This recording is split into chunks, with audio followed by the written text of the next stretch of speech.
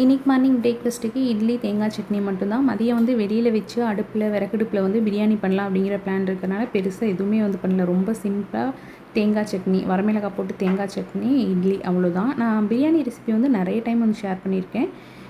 அந்த பிரியாணி பவுடர் மட்டும் வந்து நான் வேறு எதுவுமே யூஸ் பண்ண மாட்டேன்.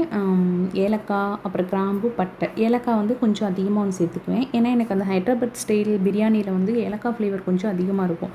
எனக்கு நான் ஃபஸ்ட்டு பிரியாணி சாப்பிட்டு பழகினதே ஹைட்ராபாத் பிரியாணி தான். சூப்பராக இருக்கும். அதனால் வந்து எப்போவுமே பிரியாணியில் லைட்டாக ஏலக்காய் ஃப்ளேவர் அதிகமாக இருக்க மாதிரியே வந்து பண்ணுவேன். அதனால் வந்து கொஞ்சம் ஏலக்காய் அதிகமாக வந்து சேர்த்துப்பேன்.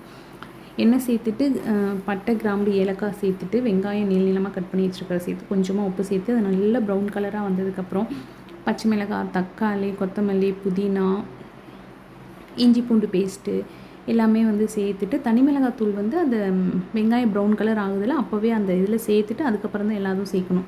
சேர்த்து கொஞ்ச நேரம் க்ளோஸ் பண்ணி வச்சுட்டு மீடியம் கொஞ்சம் குறைச்சி அடுப்பை வச்சுட்டோம் அப்படின்னா நல்லா எண்ணெய் தெரிஞ்சு வரும். அதுக்கப்புறம் வந்து சிக்கனாக இருந்தால் சிக்கன் சேர்த்துக்கலாம். இல்லைனா மட்டன்னா நீங்கள் ஒரு 2 விசில் 3 விசில் வச்சு எடுத்து அதில் வந்து போட்டுக்கலாம்.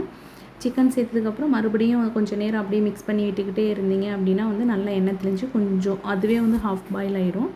அதுக்கப்புறம் நீங்கள் தண்ணி அளந்து வச்சுருப்பீங்கள்ல அதை வந்து சேர்த்துட்டு லாஸ்ட்டாக வந்து நம்ம பவுடர் பண்ணி வச்சுருக்கோம்ல பிரியாணி பவுடர் அதை மட்டும் சேர்த்துட்டு உப்பு லைட்டாக கூட இருக்க மாதிரி நான் மேக்ஸிமம் வந்து 1க்கு 1.5 அந்த மாதிரி தான் வைப்பேன். சீரக சம்பாவாக இருந்தாலும் பாஸ்மதி ரைஸாக இருந்தாலும் அப்படி தான் வந்து வைப்பேன். அப்போ தான் வந்து டேஸ்ட்டு சூப்பராக இருக்கும், பொழுன்னு இருக்கும்.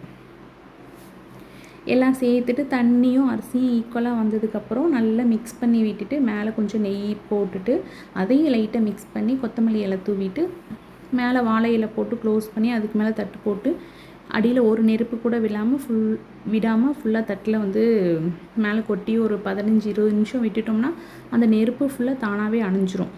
அப்போ தான் வந்து அப்படியே சூப்பராக தம் ஆகிருக்கும். அப்புறம் வந்து அந்த இதை ஃபுல்லாக எடுத்துகிட்டு அப்படியே தம் உடைச்சோம்னா சூப்பராக இருக்கும். நைட்டுக்கு வந்து பிரியாணி கொஞ்சம் இருந்துச்சு, ரசம், ஒயிட் ரைஸ் அவ்வளோதான்.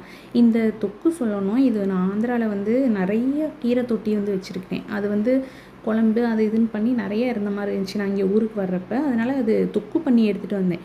1 மாதம் 1.5 மாதம் சூப்பர் டேஸ்ட்டில் ஊறுகாய் மாதிரி வந்து இருந்துச்சு. இது வந்து பஜ்ஜி வாழைக்காய், அந்த பழம் அதை பழுக்க வச்சு சாப்பிட்டிங்கன்னா சூப்பராக இருக்கும். ட்ரை பண்ணி பாருங்கள்.